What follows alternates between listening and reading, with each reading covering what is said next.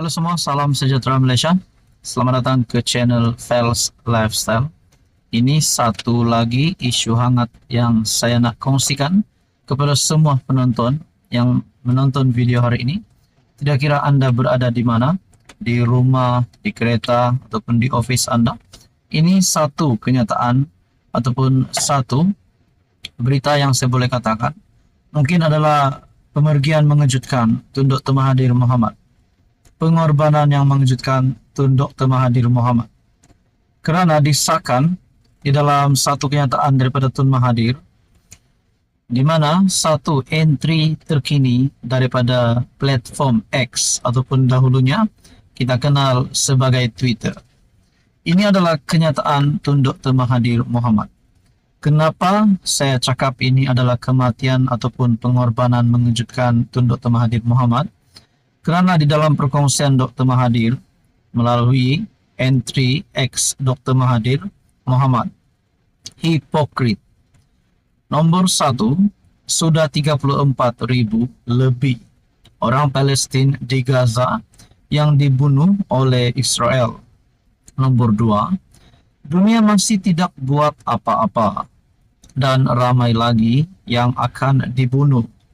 Nombor 3, tamadun manusia sudah tidak ada. Negara kecil seperti Israel pun boleh tolak dan hina mahkamah antarabangsa dunia.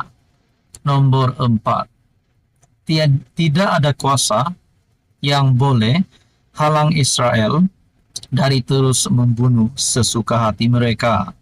Nombor 5, siapa salah apabila undang-undang antarabangsa tidak boleh dikuatkuasakan.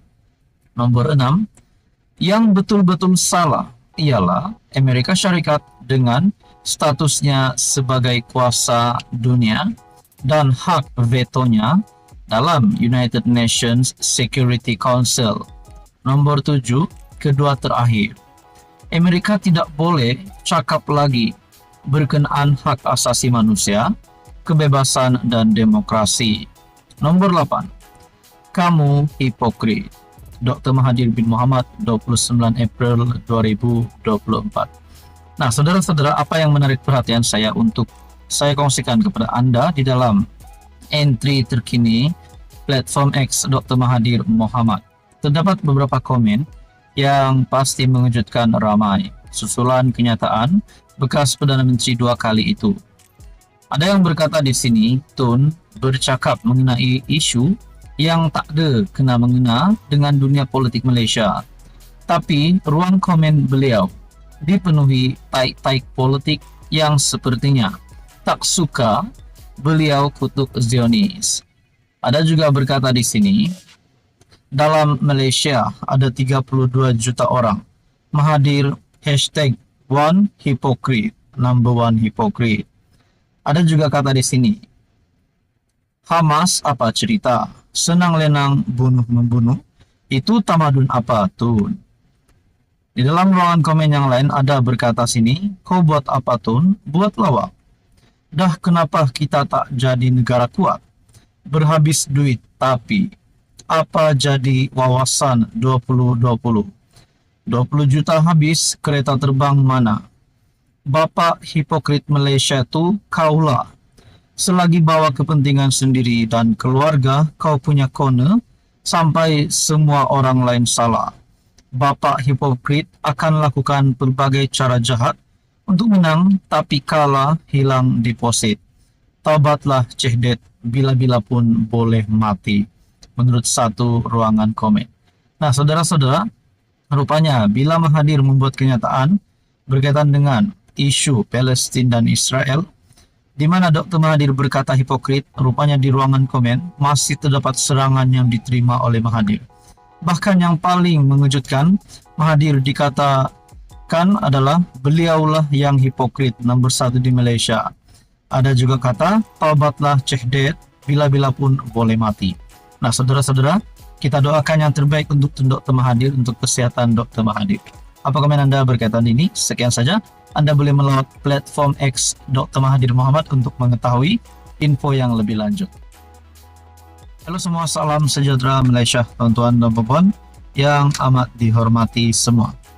Sebelum ini kita dikejutkan dengan rampasan yang dilakukan, di mana disahkan oleh Suruhanjaya Pencegahan Rasuah Malaysia, di mana berkaitan dengan kes 1MDB, rampasan Bugatti berkaitan kes 1MDB, SPRM sudah siasat sejak 2020. Nah, ini satu berita terkini.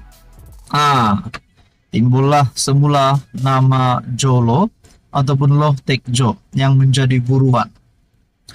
Ada yang bertanya di mana sudah Jolo berada. Adakah beliau hilang? Adakah beliau sudah tidak ada? Ataupun adakah beliau ini sudah melarikan diri? Lokasinya entah kemana. Dan ini berita terkini berkaitan dengan rampasan Bugatti yang kita dengar sebelum ini. Berita susulan, kereta Bugatti milik Jolo antara rampasan SPRM di Jerman. Artikel bertarik 30 April. Siasatan SPRM mendapati salah satu daripada 4 kereta model Bugatti Veyron yang dirampas di Munich, Jerman, disyaki dibeli oleh Jolo ataupun Loh Teck Jo menggunakan dana daripada 1MDB.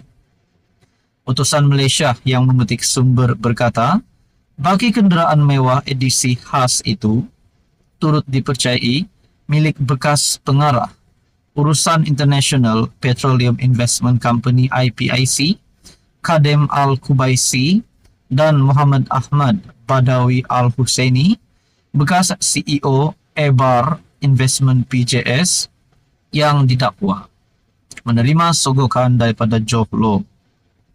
Sememangnya nama 3 individu ini sudah berada dalam radar siasatan SPRM, kata sumber itu hari ini. Ketua Pesuruhjaya SPRM, Azam Baki, dilaporkan berkata, siasatan berkaitan isu itu dilakukan bermula pada 2020. Katanya, permohonan bantuan perundangan bersama MLA ke Switzerland untuk mendapat maklumat tentang aset beku berkaitan kes 1MDB telah dilaksanakan pada bulan November tahun yang sama. Ia diikuti dengan mesyuarat dengan pejabat Tugam Negara Switzerland berkaitan 50 kereta mewah yang terbabit dalam siasatan 1MDB pada tahun 2021.